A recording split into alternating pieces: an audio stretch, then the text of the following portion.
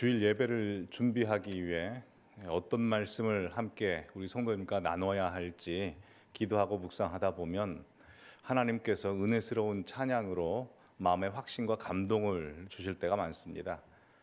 그럴 때면 그 은혜가 주일 예배를 통해서 우리 모든 성도님들께 흘러가기를 바라는 마음으로 그걸 헌금송으로 부탁을 드리죠. 이번 다윗에 관한 말씀을 준비할 때도 하나님께서 제 마음의 확신과 감동으로 주신 찬송 여러 곡이 있습니다. 그 여러 곡들 중에서 한 곡을 우리 성도님들과 함께 이번 주에 나누고 싶어서 2주 전에 우리 2부 예배 찬양대 지휘자분께 연락을 드려서 5월 헌금송 스케줄이 어떻게 되는지 여쭤봤습니다. 여쭤봤더니 오늘 헌금송 일정이 잡혀 있다는 겁니다. 그래서 어느 분이 하시냐고 물어봤더니 우리 고넬료 남선교회 남자 집사님들께서 준비를 하셨답니다. 그래서 반가운 마음에 어떤 연유로 무슨 곡을 하시는지 궁금해서 고넬료 남선교회 회장 집사님께 연락을 드려봤습니다. 그랬더니 5월 가정의 달을 맞이해서 아버지이신 우리 남자 성도님들께서 모여서 즐거운 나의 집을 준비하신다는 겁니다. 알고 봤더니 즐거운 나의 집이 아니고 사철의 봄바람 불어있고라는 찬송이더라고요.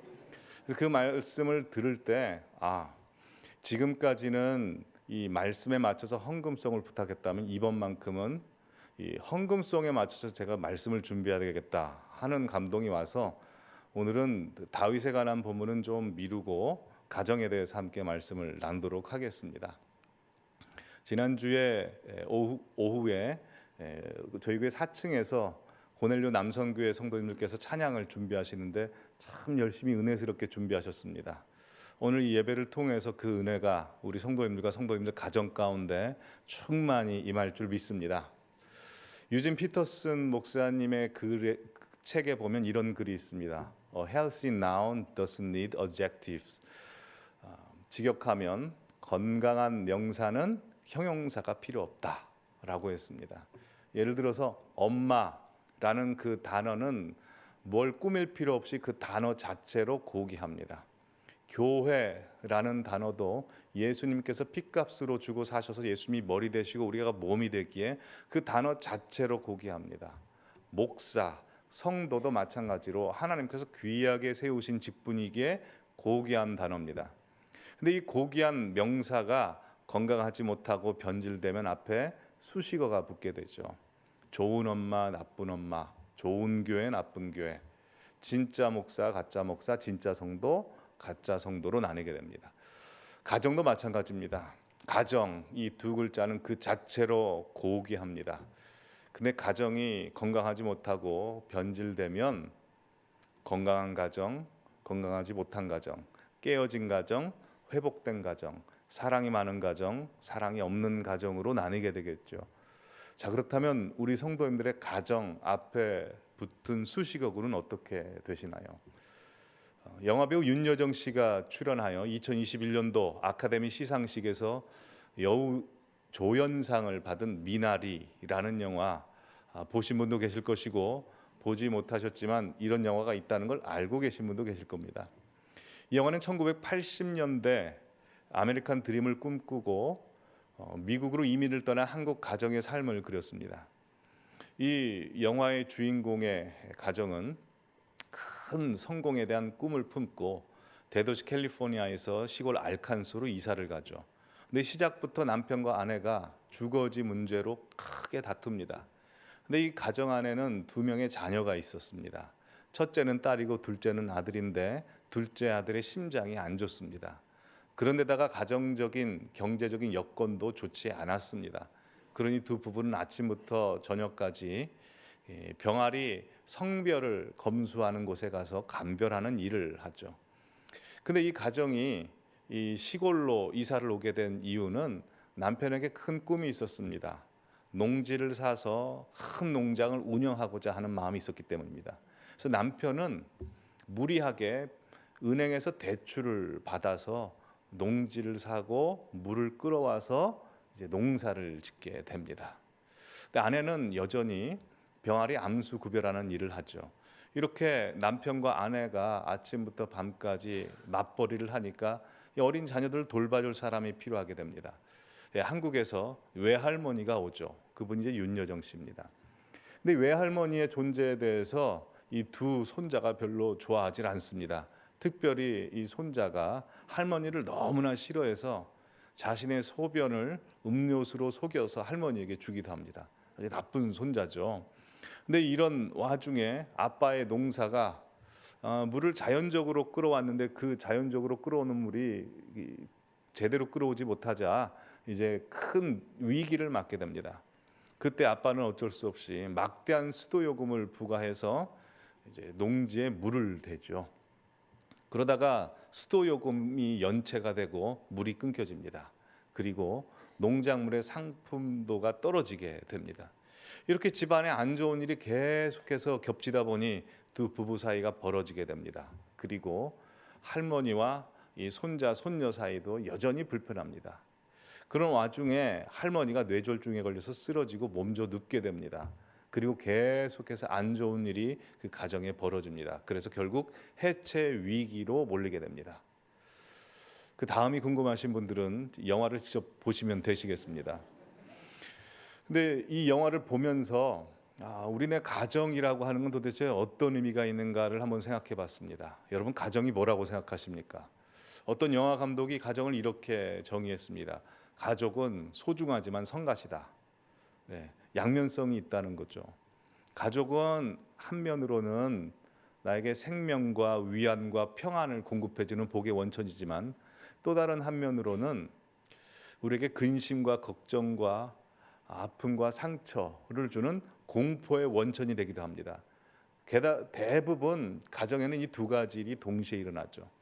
가족만큼 우리를 지지해주고 사랑해주고 편히 되어주는 것도 없습니다. 그래서 우리는 가족들 앞에서는 불필요한 체면이나 가면을 쓸 필요 없이 있는 그대로 모습대로 편안하게 자유롭게 삽니다. 근데 그래서인지 몰라도 가족 안에서만큼 받은 상처가 큰 법도 없습니다.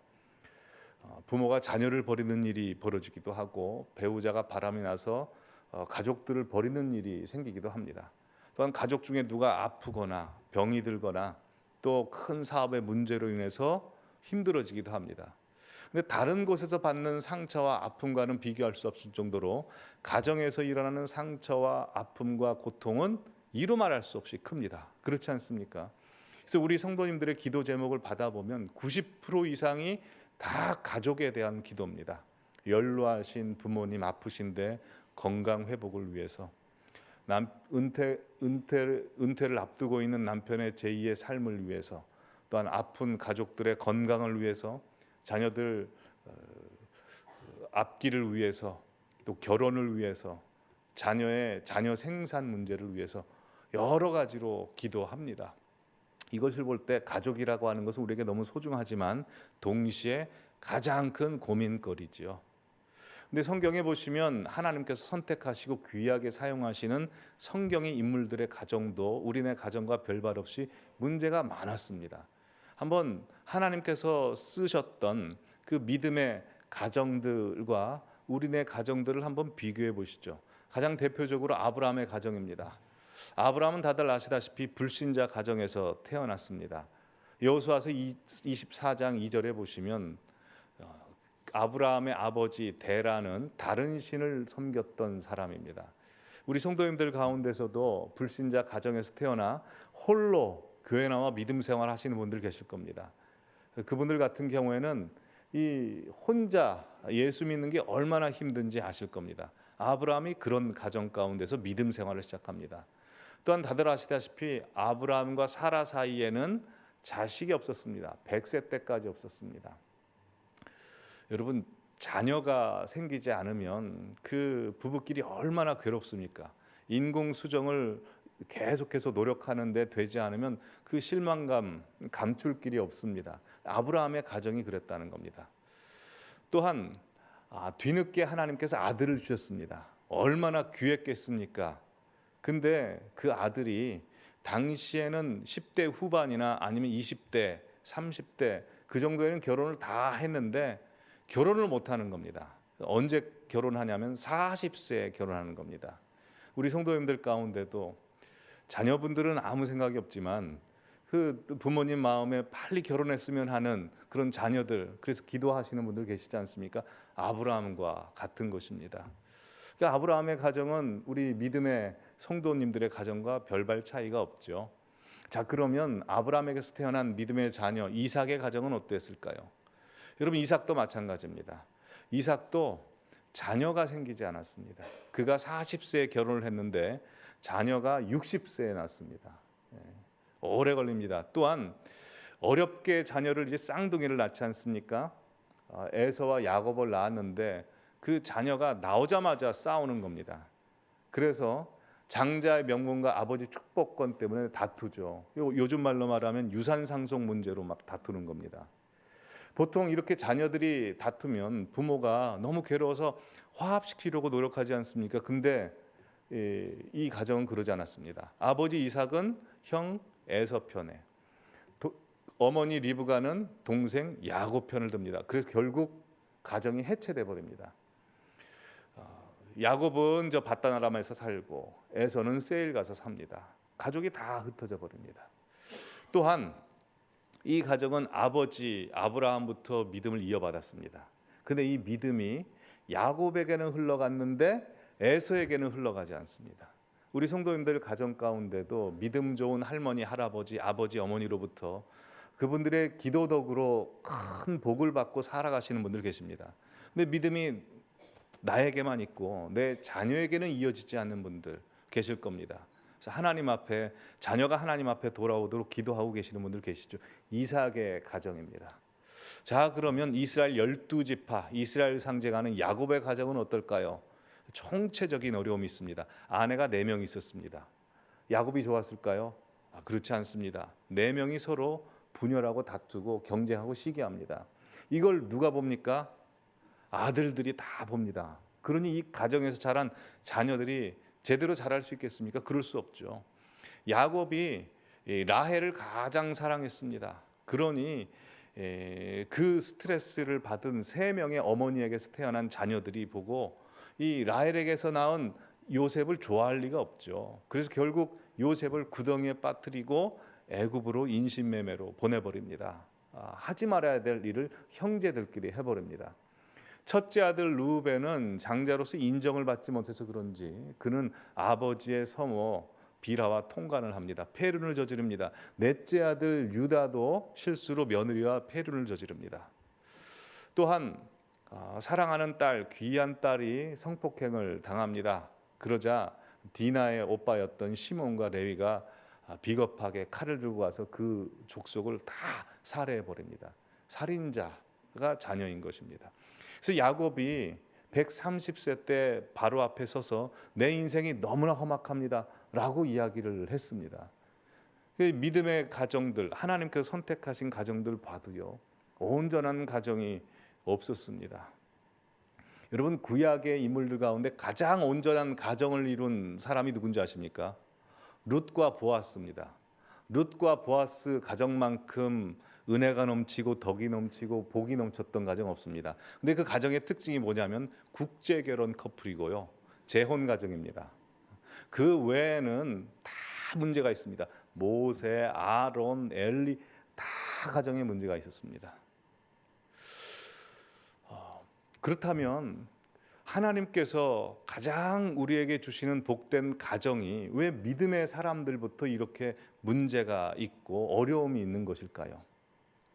그 이유는 인류 최초의 범죄가 가정에서부터 시작되었기 때문에 그렇습니다. 다들 아시다시피 아담과 하와의 가정에서부터 하나님의 말씀을 어기고 원죄가 시작되자 그때부터 가족이 분열되기 시작하고 거리를 두기 시작하고 감추기 시작했습니다. 그래서 아브라함의 DNA, 죄의 DNA가 아담의 죄의 DNA가 아브라함에게, 그리고 이삭에게, 야곱에게, 다윗에게, 그리고 우리에게까지 전해져 죄로 왜곡된 세상 속에서 가정에서 죄악 때문에 사실 가정에 모든 문제가 있는 것입니다. 그러니까 가족이라고 하는 것은 가장 소중하고 귀한 복된 장소이면서 동시에 인간의 죄성이 가장 적나라하게 발현되는 것이고 서로의 죄성이 극렬하게 부딪히는 곳입니다. 그러기에 우리의 가정이 온전히 하나님 앞에 회복되고 하나님의 것이 되기 위해서는 가장 근본적으로 가족 안에서 나의 죄성이 극복되고 해결이 돼야 됩니다. 네, 여러분, 그게 잘 해결이 됩니까? 해결이 되지 않습니다. 사도 바울도 로마서 7장 24절이 이렇게 고백합니다. 오라 나는 공고한 사람이로다. 이 사망의 법에서 누가 나를 건져내랴. 그러게 이 문제는 우리가 해결할 수 없습니다. 그럼 누가 해결할 수 있습니까? 하나님께서 해결하실 수 있으시죠. 그래서 오늘 본문을 통해서 오늘 본문에 나오는 사무엘상 1장의 한나의 가정을 통해서 우리 안에 있는 가정에 있는 모든 죄성들을 회복하고 어떻게 극복할 수 있는지, 그리고 하나님께서 우리 집을 어떻게 세우실 수 있는지에 대해서 두 가지로 살펴보도록 하겠습니다. 첫 번째로 우리의 가정이 온전히 하나님의 가정으로 온전히 회복되려면 우리는 문제의 대상과 싸울 것이 아니라 문제를 짊어지고 하나님 앞에 나와야 한다는 것입니다. 사무엘상 1장에 보시면 두 여인이 등장합니다. 바로 한나와 분인나입니다. 한나는 남편에게 사랑을 갑절로 받고 있었습니다. 대신에 자녀가 없었고요. 분인나는 남편의 사랑을 받지 못했지만 아들이 많았습니다. 말하자면 둘 다 기쁨 속에 슬픔이 있고 슬픔 속에 기쁨이 있는 것입니다. 여러분, 모든 사람에게는 기쁨이 있지만 그 속에 슬픔이 있고 슬픔이 있지만 그 속에 기쁨이 있습니다. 문제가 있지만 자세히 보면 열려진 길이 있고요. 열려진 길로 가지만 거기에 또 문제가 있는 게 인생입니다. 그러기에 우리의 인생이라고 하는 것은 내 아픔과 문제를 기쁨과 열려진 길로 바꾸는 것도 중요하지만 더 중요한 것은 우리 앞에 있는 슬픔과 아픔과 고민과 문제를 내가 어떻게 다루냐가 가정생활하는데 굉장히 중요하다는 겁니다. 근데 오늘 본문 6절에 보시면 이 분인나는 자신 앞에 있는 문제를 제대로 다루지 못합니다. 6절 말씀 같이 읽겠습니다. 여호와께서 한나에게 임신하지 못하게 하심으로 그의 적수인 분인나가 한나를 심히 격분하게 하여 괴롭게 하더라. 분인나의 문제는 한나였습니다. 왜냐하면 자기는 자식을 많이 낳았는데 오히려 남편이 한나를 사랑하기 때문입니다. 그래서 이 원통함과 문제를, 스트레스를 이 분인나는 한나에게 풀어버립니다. 여러분, 성경에 보시면 자신에게 있는 문제를 그 문제 대상과 싸우려고 했던 사람들이 많이 등장합니다. 예를 들어서 아담도 그렇죠. 아담이 하와를 향해서 이는 내 뼈 중에 뼈요 살 중에 살이다 라고, 나는 너고 너는 나다 라고 이야기를 했습니다. 근데 그가 죄를 짓자 자신의 몸을 무화과나무로 가리고 이제 하와와 거리를 두게 됩니다. 그때 하나님께서 나타나셔서 너 왜 죄를 졌느냐라고 했을 때 아담이 이렇게 말합니다. 하나님께서 나에게 주신 이 여자 때문에 내가 죄를 졌습니다 라고 해서 자신이 죄 지은 이유를 하와 탓을 합니다. 그러자 그 가정은 어떻게 됩니까? 에덴 동산에서 쫓겨납니다. 가인도 마찬가지입니다. 하나님께서 자신의 예배를 받지 않는 이유를 누구의 탓으로 돌리냐면 아벨의 탓, 동생에게 돌립니다. 그래서 결국 어떻게 됩니까? 동생을 들에서 이제 돌로 쳐 죽입니다. 사울 왕도 그랬습니다. 하나님이 자신을 버리신 이유에 대해서 자기 탓으로 돌리지 않고 다윗 탓으로 돌립니다. 그래서 그는 평생 다윗을 쫓아다닙니다. 여러분, 우리가 문제라고 생각하는 그 문제를 부여잡고 그 대상과 싸우면 그 문제가 해결이 됩니까? 해결도 안 되고요. 오히려 관계만 복잡해지고 내 삶도 망가지게 되어 있습니다. 그러기에 우리는 우리 앞에 놓인 모든 문제들을 짊어지고 하나님 앞에 내어놓아야 됩니다. 오늘 본문에 한나가 그랬습니다. 오늘 본문 10절 함께 읽겠습니다. 시작. 한나가 마음이 괴로워서 여호와께 기도하고 통곡하며, 그는 분인나에게 화풀이를 하지 않았습니다. 하나님께 모든 것을 다 내어놓았습니다. 여러분, 우리 사람이 상한 음식을 먹으면 배탈이 납니다. 배탈이 나면 대부분 개워내야 됩니다. 배설을 해야 합니다. 만약 상한 음식을 우리가 배설하지 않고 토하지 않으면 어떤 일이 발생할까요? 상한 음식이 우리 몸 안에서 썩습니다. 그리고 우리를 병들게 하고 죽게 할 것입니다. 마찬가지로 우리가 살고 있는 이 세상은 완벽한 곳이 없습니다. 다 죄의 DNA를 갖고 있는 사람들이 존재하기에 뭐 가정을 가나 학교를 가나 일터에 가나 교회에 오나 다 이 세상은 완벽하지 않습니다. 여러분, 노아 방주에서도요, 정한 동물만 있었던 것이 아니라 부정한 동물도 같이 있었습니다. 마찬가지로 우리가 사는 모든 곳에서 우리는 상한 것을 먹을 수밖에 없습니다. 상한 사람의 행동을 보고 말을 들을 수밖에 없습니다. 그럼 우리에게 상한 게 있죠. 근데 이거를 우리가 개워내지 않으면 우리에게 문제가 생깁니다. 그게 바로 개워내는 것이, 토해내는 것이 기도라고 하는 것이죠. 그래서 다윗이 시편 142편 2절에 이렇게 말했습니다. 내가 내 원통함을 그의 앞에서 토로하며 내 우환을 그의 앞에 진술하는도다. 영어 성경 보시면 I pour out before him이라고 되어 있습니다. 내 모든 것들을 하나님 앞에 쏟아내는 것입니다. 여러분, 사람에게 쏟아내면 사람은 감당하지 못합니다. 나 하나님께 쏟아내면 하나님은 감당하십니다. 왜냐하면 치유하시는 분이시기 때문입니다. 다윗이 이걸 잘 알았습니다. 그래서 시편 51편에 보시면 다윗이 이렇게 고백하죠. 하나님께서 구하시는 제사는 상한 제사라. 여러분, 사람은 상한 거 먹지 않습니다. 근데 하나님께서는 우리 상한 거 다 드신답니다. 그걸 원하신답니다. 그러기에 우리 성도님들에게 있는 모든 상한 것들, 혹시 상처받은 것들, 죄의 뿌리가 있다면 사람에게 가서 해결하지 마시고 하나님께 가서 해결하시기 바랍니다. 어떤 문제가 오면 그 문제를 잡고 씨름하지 마시고 하나님께 내려놓고 하나님과 씨름하시기 바랍니다. 그럼 하나님께서 모든 것 해결해 주실 것입니다.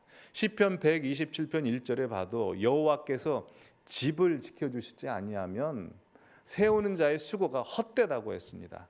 여러분, 아무리 내가 내 가정에 있는 문제 부여잡는다고 해서 해결되는 건 없습니다. 고민밖에 못합니다. 하소연밖에 못합니다. 그 모든 하소연, 풀 것들 하나님 앞에 가서 해결하시기 바랍니다. 그것이 가족 안에서 가장 소중한 자녀들에게 절대 보이지 말아야 될 내 죄성을 막는 길입니다. 자, 두 번째로 우리의 가정이 온전히 하나님의 것이 되기 위해서 우리가 해야 되는 것은 10%의 힘으로 자녀나 남편을 바꾸려고 하시고요, 90%의 힘으로 나를 바꿔야 됩니다. 여러분, 근데 우리의 인생에 항상 문제는 뭡니까?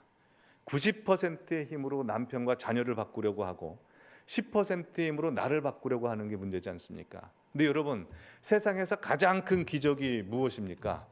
세상에서 가장 큰 기적은 나를 바꾸는 것보다 남을 바꾸는 거 아닙니까?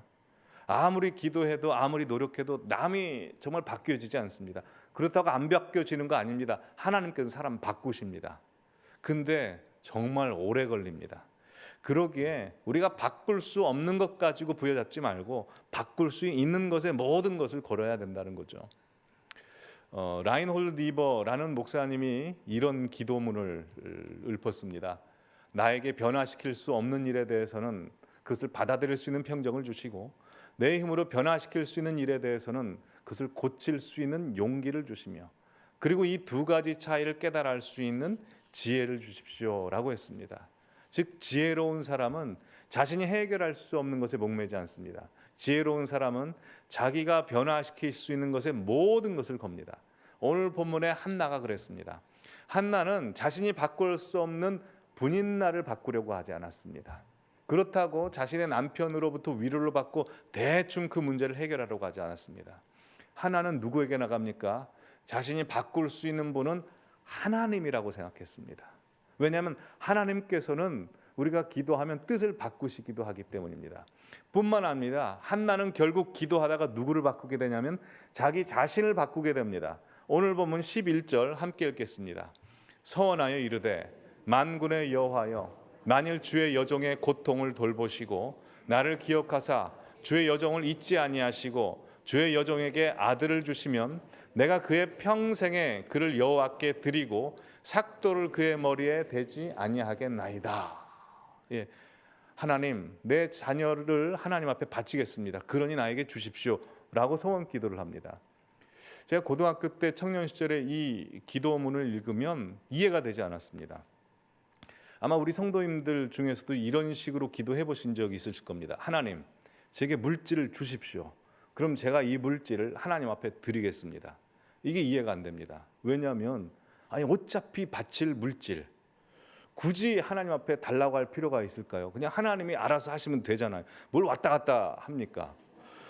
이 한나의 기도도 마찬가지입니다. 어차피 바칠 아들 바치면 없습니다. 왜 달라고 할까?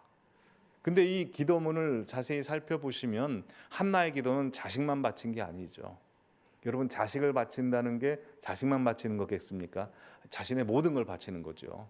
여러분, 자식 바치는 게 더 쉽습니까? 나 자신을 하나님 앞에 바치는 게 더 쉽습니까?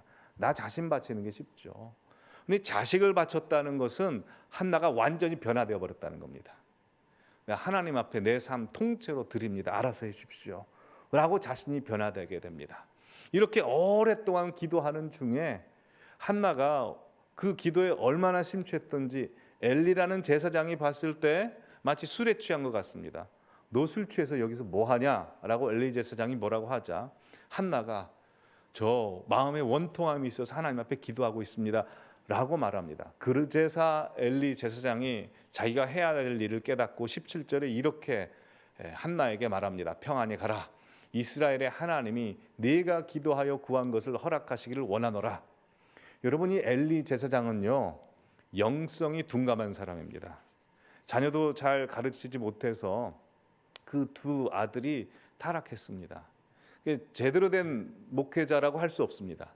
그런데 이 엘리 제사장이 한나의 기도를 듣고 형식적이든 거칠어도 했든 어쨌든 한나에게 네가 평안히 가라. 하나님께서 네 기도를 들어주시기 원합니다 라고 축복합니다. 그러자 18절에 한나가 이렇게 반응합니다. 당신의 여종이 당신께 은혜 입기를 원하나이다 하고 먹고 얼굴에 다시는 근심빛이 없더라 라고 해서 엘리 제사장이 영성이 어떠든지 상관없이 그 한나 자신이 온전히 하나님 앞에 드려졌기 때문에 그 말을 믿고 변화돼 버립니다. 그리고 하나님께서 이 가정에 사무엘을 주시는 것입니다. 여러분, 변화된 남을 만나는 것이 중요한 것이 아니라 내가 변화되는 것이 중요합니다. 왜냐하면 하나님께서는 오로지 내가 변화되기를 원하시기 때문입니다. 그래서 성경의 인물들을 봐도요 하나님께서 가족 통째로 변화시키지 않습니다. 어느 교회 공동체를 통째로 변화시키지 않습니다. 변화된 한 사람을 통해서 다 바꾸시는 겁니다. 아브라함이 온전히 하나님 앞에 순종하는 사람으로 변화되었을 때 하나님께서 그 가정을 통해서 역사하십니다. 예수님께서 자신이 하늘 영광 버리시고 인간의 몸으로 변화되셔서 오셨을 때 우리가 구원을 받게 되는 겁니다. 그러기에 우리의 가정이 온전히 하나님의 것이 되고 온전히 여호와께서 세우시는 가정이 되기 위해서 우리가 해야 될 것은 다른 사람 잡고 씨름하는 것이 아니라 나 자신을 부여잡고 하나님 앞에서 온전히 변화되어야 하는 줄 믿습니다. 그때 하나님께서 우리 성도님들의 가정을 온전히 변화시키시고 가정을 돌아오게 하실 것입니다. 여러분, 아까 전에 아브라함의 가정, 이삭의 가정, 야곱의 가정 보면서 너무 마음이 힘들지 않으셨습니까? 그 믿음의 가정들도요 다 어려움이 있었습니다. 하지만 참 성경 말씀 올 때 우리에게 희망이 되고 은혜가 되는 말씀이 있습니다. 출애굽기 3장 6절 말씀 보여주시면 하나님께서 모세에게 이렇게 말씀하시죠. 나는 아브라함의 하나님, 이삭의 하나님, 야곱의 하나님이다 라고 말씀하셨습니다. 이게 무슨 말씀입니까? 나는 죄로 인해서 무너지고 그래서 상처받고 문제가 많은 너희 가정의 하나님이다. 다른 사람은 다 손가락질을 할지 몰라도 나는 네 가정 포기하지 않는다. 아브라함의 가정, 연약한 이삭과 야곱의 가정을 통해서 내가 온 인류를 변화시킬 거다 라고 말씀하셔서 믿음의 대가 그렇게 이어지게 하십니다. 이 말씀이 아브라함, 이삭, 야곱에게만 주시는 말씀이 아니라 우리 성도님들께 주시는 말씀입니다. 하나님께서 우리 성도님들의 가정의 하나님이십니다. 아무리 문제가 있고 어려움이 있고 상처가 있다 하더라도 하나님께서 믿음의 대를 이어주게 하심으로 말미암아 우리 가정들을 온전히 하나님의 안에서 회복되게 하실 줄 믿습니다. 여호와께서 더욱더 복되게 하실 것이고 풍성하게 하실 것입니다. 롯과 보아스의 가정처럼 은혜를 주시고 복을 주시고 평화를 주시고 사랑을 줄 믿습니다.